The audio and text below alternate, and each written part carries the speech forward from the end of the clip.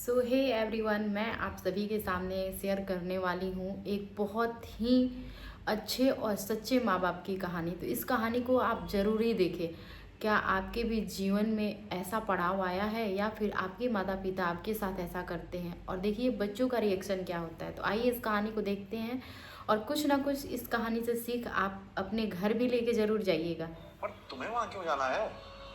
अरे ये गांव की जमीन के पैसे आए हैं ना, तो ये मुझे बच्चों को देने हैं। ये पैसे उन्हें क्यों देने हैं? वो तो अपनी जिंदगी अच्छे से जी रहे हैं ना। देखो, ये पैसे हमारे हैं, इन्हें अपने पास रखो। ये हमारे बुढ़ापे का सहारा है। देखिए जी, बुढ़ापे का सहारा ना बच्चे होते हैं, पैसे नहीं होते।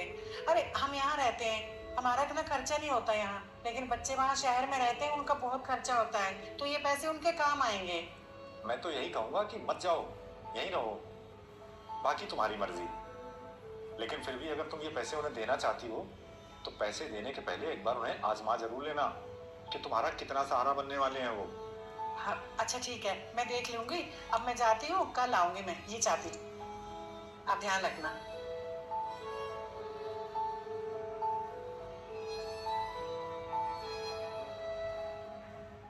हाँ, आप यहाँ बिना बताए?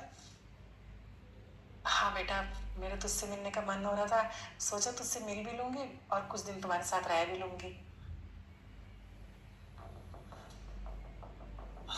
हाँ, आप ऐसे कैसे रह सकती हो यहाँ पर? क्यों बेटा, मैं तेरे साथ तेरे घर में क्यों नहीं रह सकती? क्योंकि माँ जी, हमने अभी अभी अपना घर बनवाया है, इतना पैसा लगाया है अपने घर के अंदर। हमारे घर में ना बहुत अच्छी खुशबू आती है। अगर आप यहाँ पे आके रहेंगे ना, हमारे घर में बदबू आने लगेगी। ऐसे बहू को थप्पड़ क्या मारने बोल रही चाहिए। है? वही जो आपने सुना। आप एक काम करो ना, आप छोटे भाई के यहाँ रह लो। पर बेटा, मुझे याद तो तेरी आ रही थी, मैं तेरे साथ रहना चाहती थी। अब छोटे भाई के पास क्यों जाऊंगी? अब माँ, सुराग को ये सब पसंद नहीं है, और अब मैं अपनी वाइफ के खिलाफ तो नहीं जा सकता ना। देखा, अगर ये हाँ करेगी तो मैं रख लूंगा आपको। ऐसी बहू भगवान किसी को ना दे, और इनको तो मैं इतनी अंदर अच्छी भी आने सास। नहीं दूंगी। रहने के बाद तो भूल ही जाओ। अच्छा बेटा, ठीक है, तो अपना ध्यान रखना।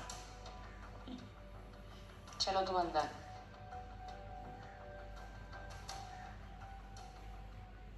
हाँ माँ, कैसे आना हुआ? बेटा वो तेरे पापा का ऑपरेशन होना है, तो उसके लिए मुझे तुझसे 2 लाख रुपए चाहिए। मैम, आप कैसी बात कर रही हो? आपको अच्छी तरह से पता है मैं और मेरी वाइफ महीने का ₹1,00,000 कमाते हैं, जिससे सिर्फ हमारा घर ही चल पाता है, और सेविंग तो बहुत दूर की बात है। पर बेटा मैं तो उधार मांग रही हूँ ना, थोड़े टाइम में वापस दे दूंगी। तेरे पापा का ऑपरेशन होना बहुत ज़रूरी है। अरे माँ, आप समझती क्यों नहीं? नहीं है मेरे पास पैसे। बेटा थोड़े बहुत भी नहीं है।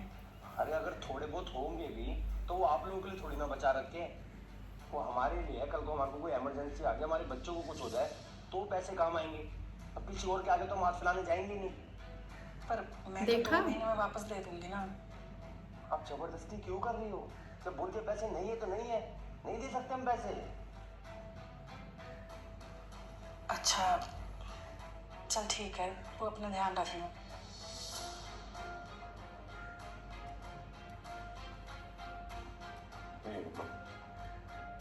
और आंखों में देख देखो, अगर उसका खर्चा चलता नहीं।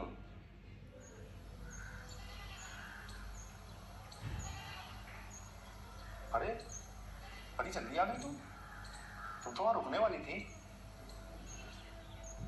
वो लोग वैसे नहीं है जैसा मैं सोच रही थी। उन्हें कोई फर्क नहीं पड़ता कि हम जिए या मरे। वो बदल गए हैं। यहाँ तक कि उनको तो मेरे कपड़ों में से बदबू आ रही थी। घर के अंदर भी नहीं घुसने दिया उन्होंने, दरवाजे से सुना के भगा दिया।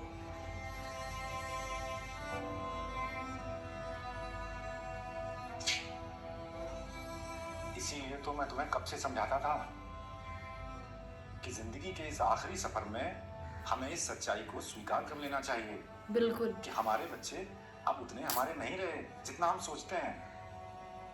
अब उनके लिए उनकी पत्नी, उनके बच्चे, उनका घर, वही सब कुछ है। अब हमें अपनी दूसरी जिंदगी एक दूसरे के सहारे से ही जीनी होती है। बिल्कुल। इसमें किसी के सहारे नहीं रह सकते हम। दूसरी जिंदगी का मतलब समझ रही हो ना? हमारी वो जिंदगी जो बच्चों की शादी के बाद शुरू होती है। इसलिए बुढ़ापे में हमें अपने पास कुछ बचत, कुछ प्रॉपर्टी जरूर रखनी चाहिए, ताकि कल को हमें कोई परेशानी आ जाए, कोई हारी बीमारी आ जाए, कोई तकलीफ आ जाए, तो हमें किसी के आगे गिड़गिड़ाना ना पड़े। कैसी ताज्जुब की बात है, जिनके लिए हम अपनी पूरी जिंदगी लुटा देते हैं, जिन्हें अपना सब कुछ सौंप देते हैं, हम माँ बाप बुढ़ापे में उन्हीं बच्चों को बोझ लगने लगते हैं। कभी भी ऐसा बच्चों को अपने माँ बाप के साथ नहीं करना चाहिए, लेकिन माँ बाप को भी अलर्ट रहना चाहिए और अपने पास अपनी पूंजी जरूर बचा के रखें, क्योंकि कोई नहीं जानता है किसके अंदर क्या चीज़ चल रहा है।